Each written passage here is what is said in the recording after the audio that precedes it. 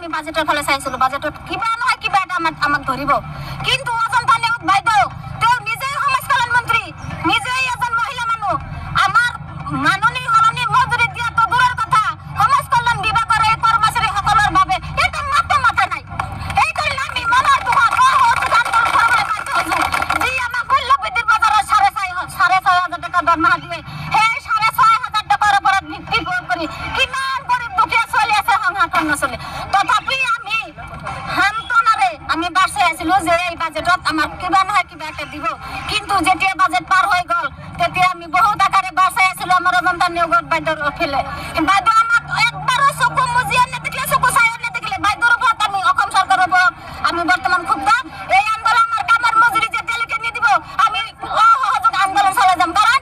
সমাজ কল্যাণ যিজন ঘৰৰ আমাৰ মন্ত্ৰী সেইজন নিজৰ ঘৰৰ খবৰ নললে আমি গৰ্ভবতী বসতি সৰু বাচ্চা পাৰা কিমান যে ডিউটি কৰো সেইটো অজন্তা বাইদেউ ভালকৈ জানে জানিও তথাপি আমাৰ পেটত লাগতে পাৰি দিলাক এতিয়া আমি উপায়ন্তৰ হয় আমি সকলো কর্মী হতাই সিদ্ধান্ত নিছো আমার যিমান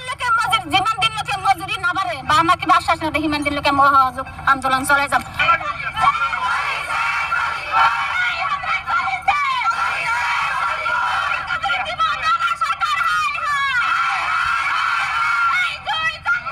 কাৰ্যসূচী চলি আছে আমাক এৰ আগতে আমি কাৰ্যসূচী কৰিছিলো তেতিয়া আমাক ডিৰেক্টৰ অফিচত এটা হেৰি দিছিল আশ্বাস দিছিল ডিৰেক্টৰ মহোদয়ে যে আপোনালোকে কাৰ্যসূচী বন্ধ কৰক আপোনালোকক আমি এই ব্যৱস্থা এটা কৰিম আৰু আমাক এটা আশ্বাস দিছিল যে আমাৰ ওয়াৰ্কাৰ খিনিক 10,000 কিবা এটা দিব ওপৰত আৰু হেল্পাৰ খিনিক 7,000 দিব মিনি কৰ্মীক 7,700 মান টাকা দিয়া কথা কৈছিল সেইখিনি আমি নাপালো আজিলৈকে দিয়া নাই তাৰপিছত আমাক এটা হেৰি দিল যে আমি 1 তাৰিখৰ পৰাই আমাৰ এটা কাৰ্যসূচী লোৱা হৈছিল 10 তাৰিখ পৰ্যন্ত বাজেটত একো নধৰিলে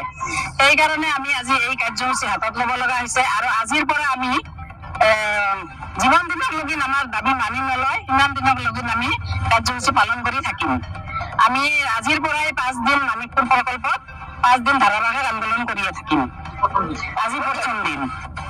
আমাৰ এই আন্দোলন চলিয়ে থাকিব যিমান দিনক লগিন আমাৰ দাবী